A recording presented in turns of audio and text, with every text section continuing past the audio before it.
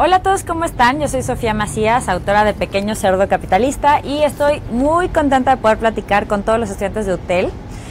Me pidieron que primero les contara un poquito sobre mí. Es curioso porque todo el mundo cree que soy economista, porque justamente le explico a la gente cómo manejar su dinero, todo el tema de las finanzas personales, pero en realidad yo soy periodista. Estudié periodismo en la Escuela de Periodismo Carlos Septién García. Y después de esto, empecé el blog cuando todavía estaba trabajando en medios, estaba trabajando en El Economista, donde primero fui reportera, luego estuve en la sección de Valores y Dinero, y después editaba portada. Entonces, como que en estos tiempos muertos, entre que ya tienes como que ver en la portada y realmente te lo mandan, porque se hacen como en los periódicos o antes en mis tiempos, se hacían dos juntas, una a las 11 y otra a las 5 de la tarde, pues entre las 5 de la tarde que cerrábamos portada, pasaban muchas horas. Entonces, justamente en estas horas yo empecé a aprovechar el tiempo para escribir Pequeño Cerdo Capitalista.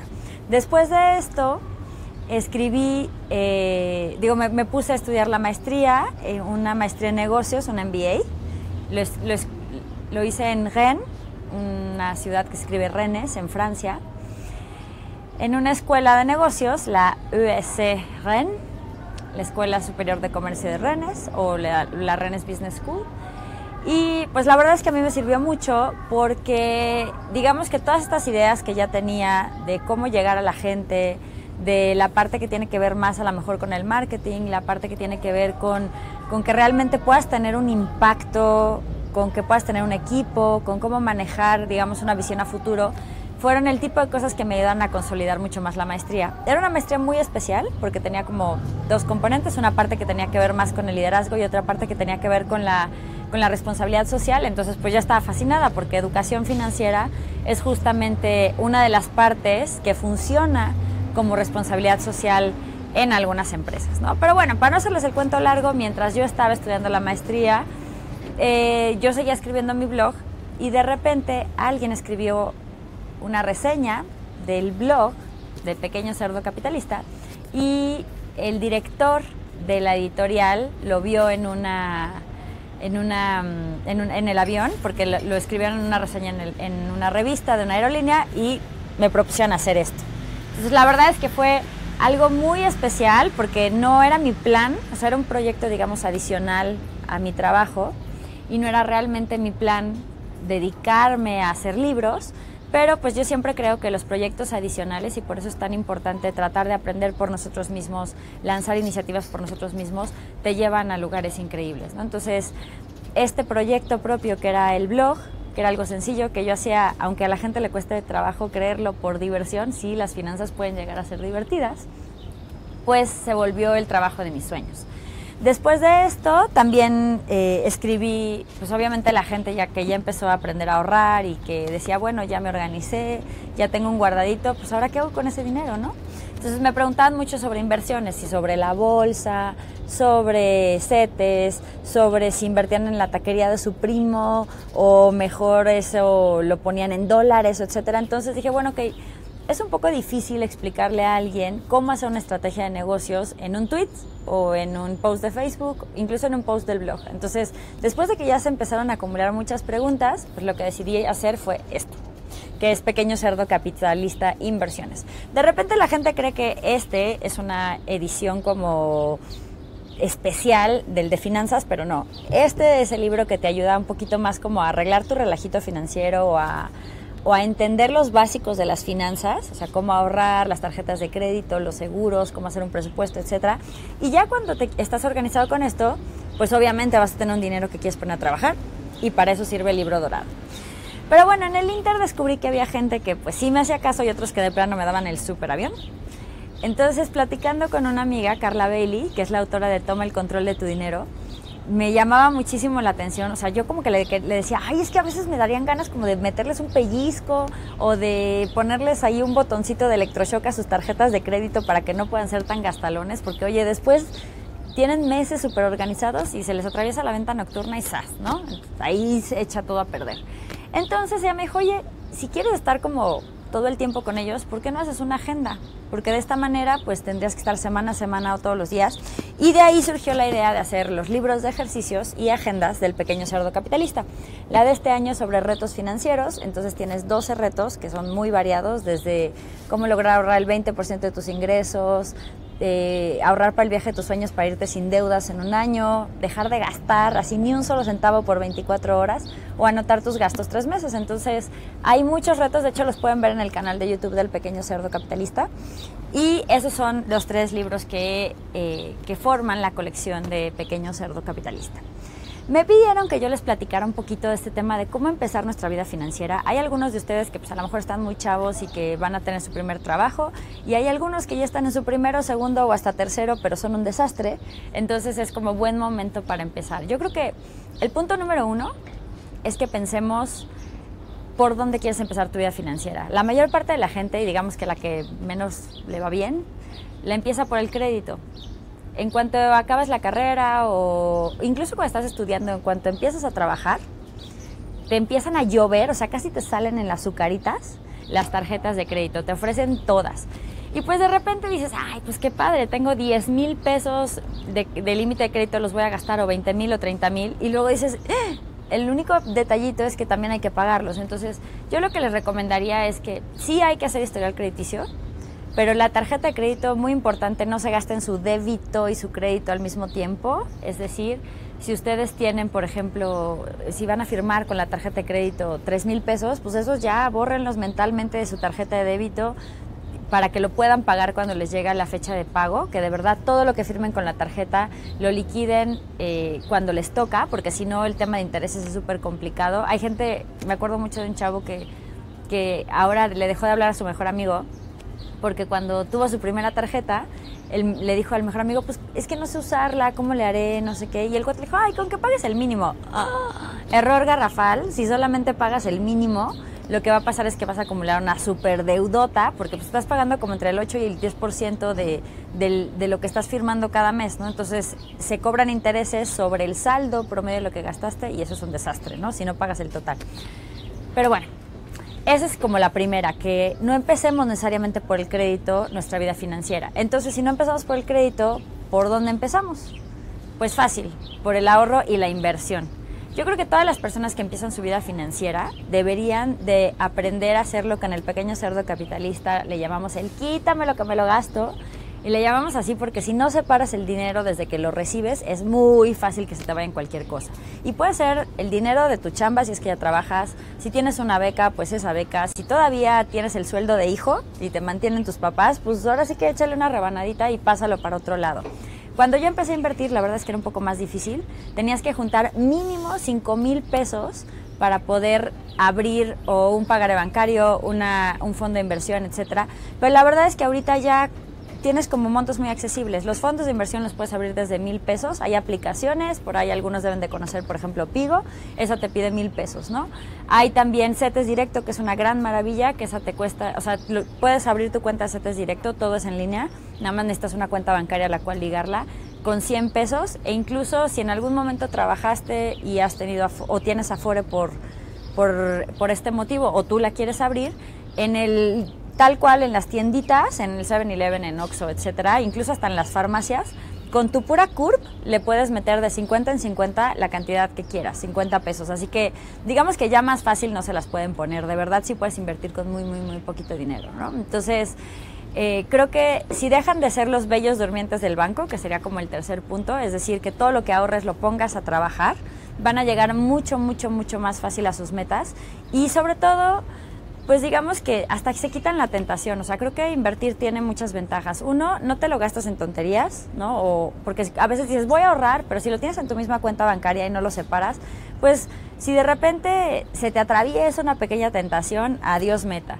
Y incluso si no tienes ninguna tentación, pero de repente pues te roban la tarjeta o se te pierde lo que sea, pues ahí también estás muy en riesgo, ¿no? Y las reclamaciones en las tarjetas de débito son más complicadas. Entonces, Yo creo que si ustedes hacen esas 3 cosas, el quítame lo que me lo gasto, se vuelven totaleros y dejan de ser los bellos durmientes del banco, estarán empezando su vida financiera con el pie, o en nuestro caso la pezuña derecha, porque somos pequeños cerdos capitalistas. Y pues bueno, me preguntaban también qué proyectos tenía hacia adelante, ¿no? Entonces, obviamente Pequeño Cerdo Capitalista es una comunidad que todo el tiempo está generando dudas, información, experiencias. Entonces, todo lo que los lectores nos cuentan en redes sociales siempre terminan yendo hacia algún lugar. Entonces, por ejemplo, tenemos el canal de YouTube donde todas las semanas tenemos un contenido nuevo y ahí ustedes también nos pueden dejar dudas. Hay gente que nos ha dejado sugerencias de videos y pues cuando las sugerencias, digamos que hay muchas personas que tienen la misma idea, las tomamos en cuenta y las hacemos. Y también, por ejemplo, muchas de las experiencias de los lectores las ponemos como lector de la semana en Facebook. También, por ejemplo, otra cosa que hacemos mucho y que nos gusta es que en las nuevas agendas, cuando ustedes tienen como un tip bueno o algo interesante, primero lo ponemos en la página, en el blog, y luego a veces lo compartimos también en las agendas, ¿no? El año pasado un chavo nos contaba que él, digamos que para animarse mucho más a ahorrar para el retiro, contrató su plan personal de retiro con una tarjeta, lo domicilió una tarjeta que le daba millas, entonces obviamente la pagaba completa, no crean que se endeudó para esto porque entonces no funcionaría. Y cada vez que él depositaba el dinero para el retiro o que se le cobraban el dinero para el retiro, él ganaba millas. Entonces, con lo que en un año ahorraba para el retiro, a veces le daban millas suficientes para irse de viaje a sus vacaciones. Así que ese es un súper tip y pues como él nos lo compartió a nosotros se los compartimos a ustedes. Y algo que me parece muy emocionante, bueno, son 2 cosas este año muy emocionantes. La primera es que Pequeño Cerdo Capitalista cumplió 10 años. El primer post del blog es de febrero de 2008, justo antes de que explotara o que en México nos enteráramos de la crisis financiera global. Entonces estamos preparando un documental que probablemente va a salir después del Mundial. Y si quieren venir a la premier, pues suscríbanse a la página de Pequeño Cerdo Capitalista porque vamos a tener una proyección en Cinépolis y solamente vamos a invitar a los suscriptores. La tripia va a ser solo para los suscriptores. Entonces, si no estaban en el correo, pues ahora métanse a www.pequeñocerdocapitalista.com y ahí les sale el formulario donde ustedes se pueden suscribir. Y el proyecto que les quiero contar que me emociona porque creo que puede tener un gran impacto, se llama Tengo Iniciativa.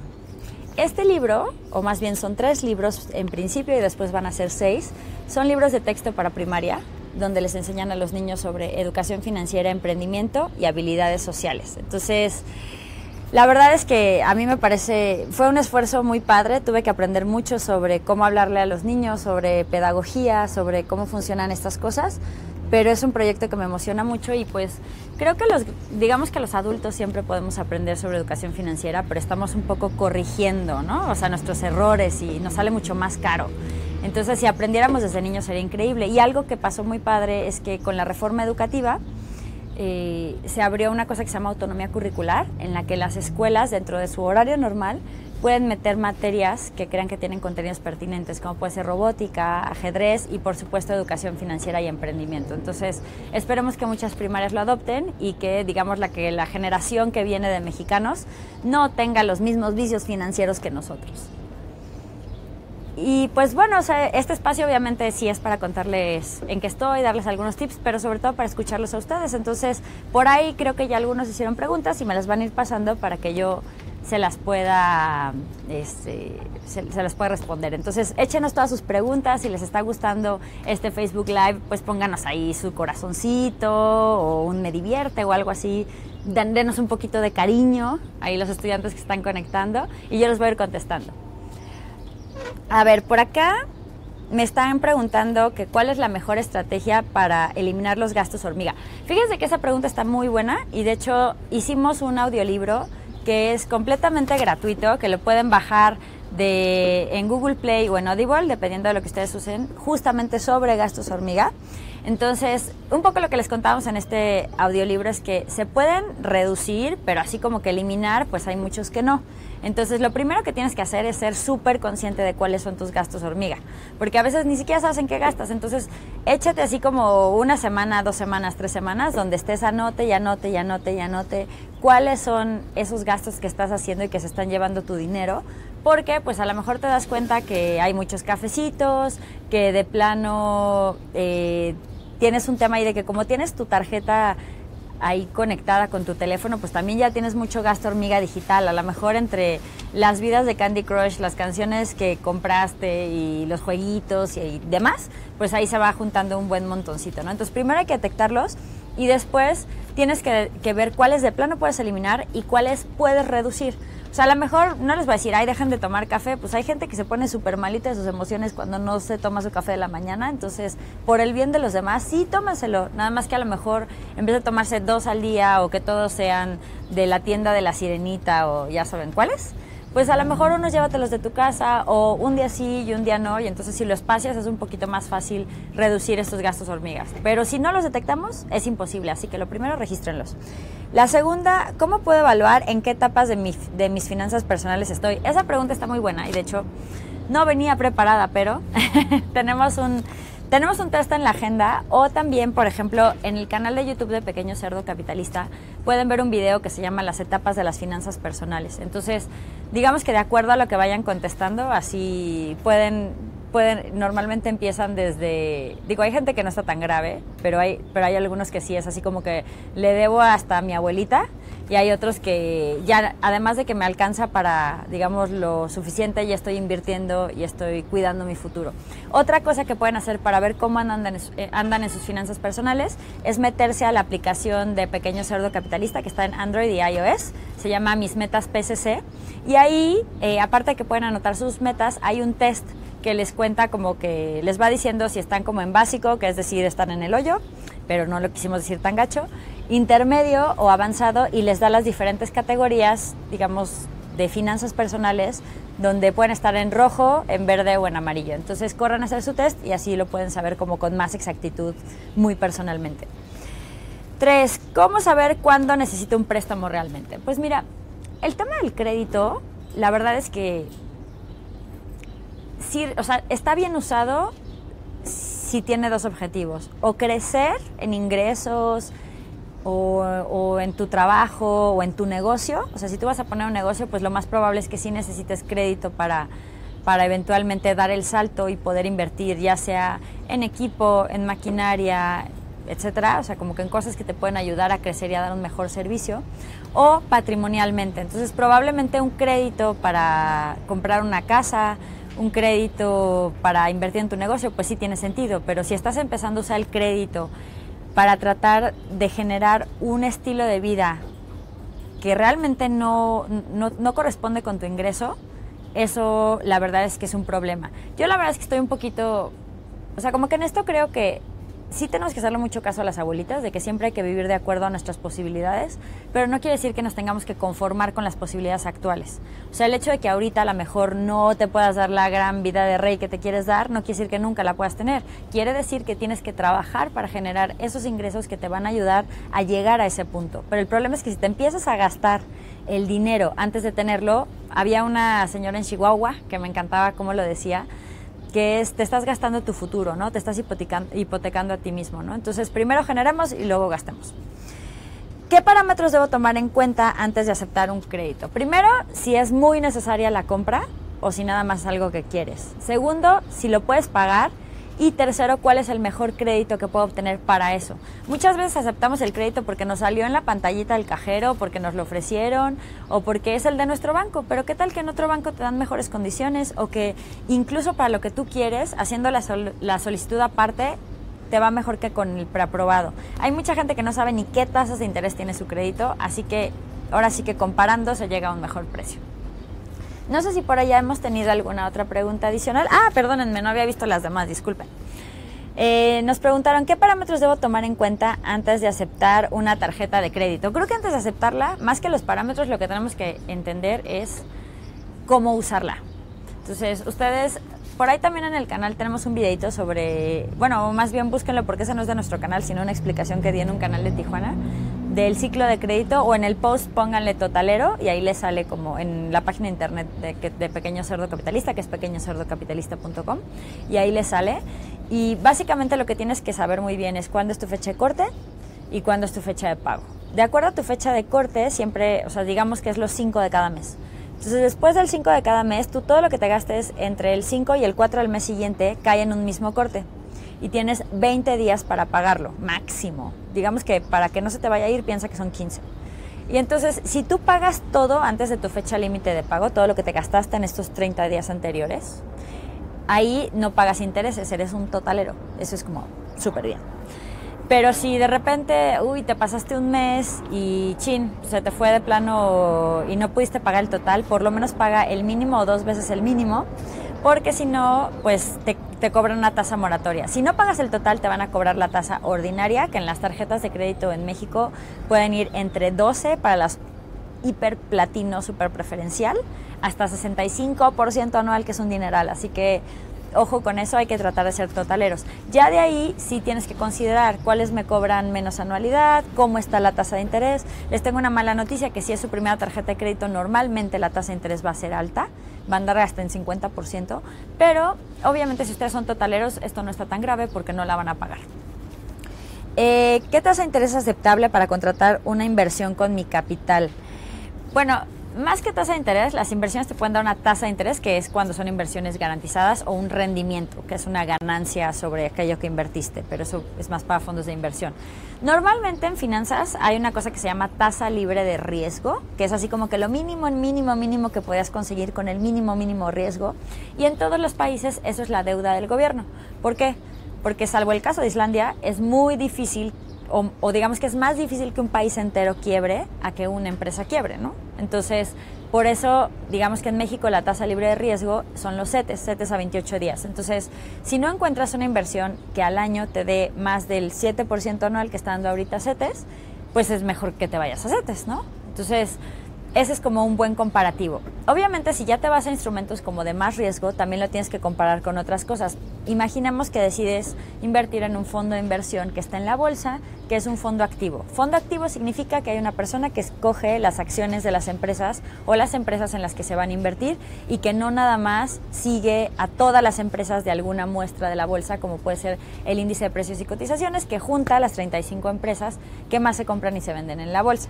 Si tú estás invirtiendo en un fondo activo, para saber si es bueno o malo, tendrías que comparar sus rendimientos con los rendimientos que te ha dado el índice de precios y cotizaciones, el IPC, porque, pues digamos que si sin hacer nada y nada más poner ahí como que tu dinero en el índice te va mejor que en el fondo activo, pues realmente el gestor no lo está haciendo tan bien.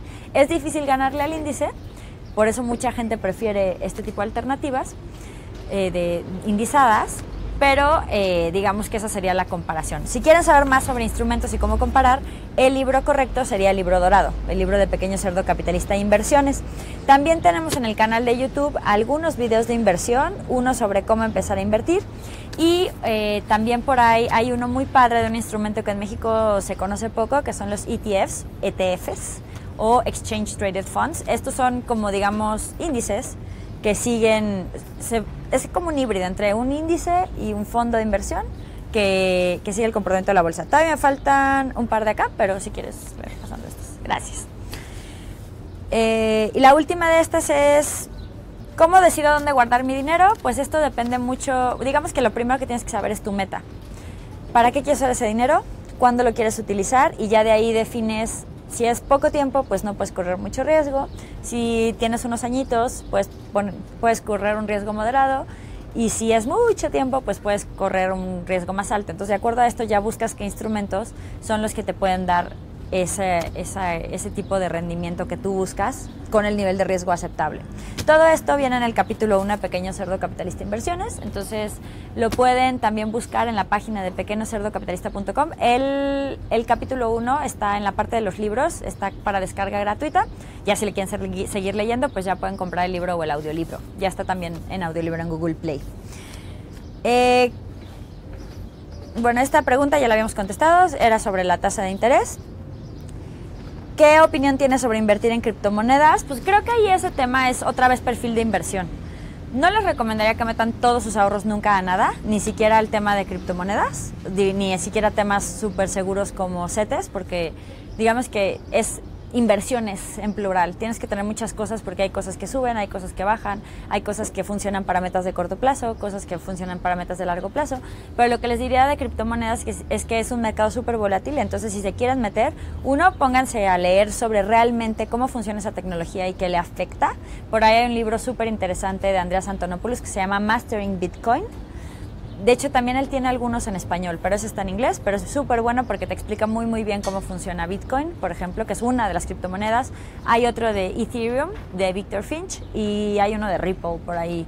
Y la segunda es que si les interesa este tema de criptomonedas como inversión, sí tengan mucho cuidado con dónde invierten su dinero, porque ahorita están generando muchísimas pirámides que te dicen si entras y metes a 5 amigos y tal, te voy a dar más criptomonedas, cuernos. Eso normalmente es una súper estafa, entonces tengan mucho cuidado por ahí. Y les recomendaría leer algunos libros sobre trading. Uno para principiantes que me gusta es Escuela de Bolsa de Francisca Serrano, o también busquen los de Borja Tub, que son como muy sencillos para principiantes. Hay uno que se llama Day Trading en una semana y el otro creo que es el pequeño libro del Day Trading, algo así. ¿Cómo recuperarme de una deuda con una tarjeta bancaria de 80,000 pesos? Pues mira, todas las deudas, primero tienes que entender dos cosas, que no es con parches, entonces obteniendo otros créditos lo único que vas a hacer es, en vez de deber 80,000 vas a deber 100,000 porque los intereses de la otra deuda también se computan. Entonces, ahorita no está pasando el avión, entonces vamos a esperar un segundito a que pase. Así le sirve a suspenso.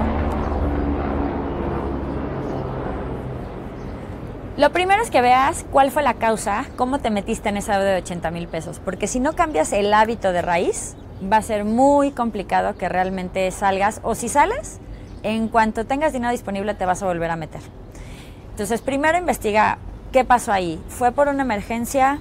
Entonces tengo que hacer un fondo de emergencias.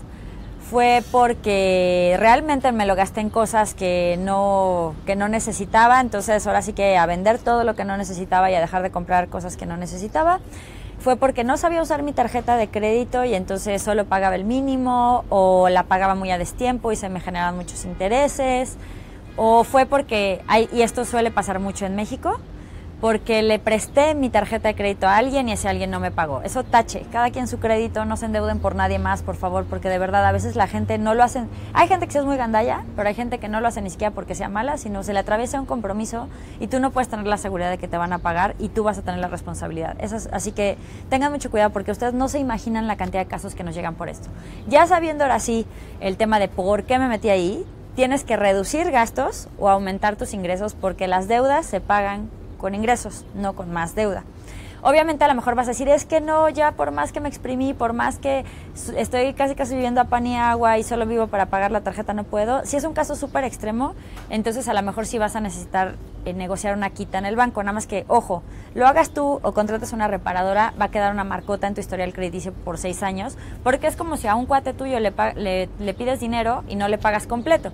O sea, la próxima vez va a ser muy difícil que te pague. Entonces, si tuvieras además de tu tarjeta de crédito topada en 80,000 pesos, otra tarjeta, trata de mantener sana alguna para que tu historial se regenere más rápido, si es que vas a hacer este asunto de la renegociación de las quitas. Entonces, y sobre todo, pues no te desesperes. Es muy complicado, la gente se agobia mucho con el tema de deudas.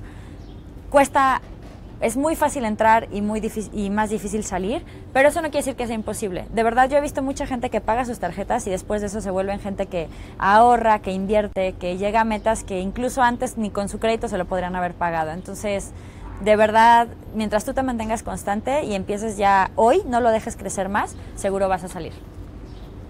Y pues bueno, chicos, de verdad me dio mucho gusto poder platicar hoy con ustedes. Espero que esta información les haya servido, pero sobre todo que les meta la cosquillita del tema de las finanzas personales y la educación financiera, porque no importa qué se vayan a dedicar ustedes, o no broncas, pero temas ahí. Entonces el dinero está con nosotros toda la vida, entonces hay que usarlo inteligentemente para que en vez de que sea un obstáculo, sea algo que nos ayude en nuestras metas. Entonces muchas gracias de verdad a Autel por haberme invitado hoy, me dio mucho gusto platicar con ustedes y los espero en todas las redes sociales de Pequeño Cerdo Capitalista y en la página www.pequeñocerdocapitalista.com.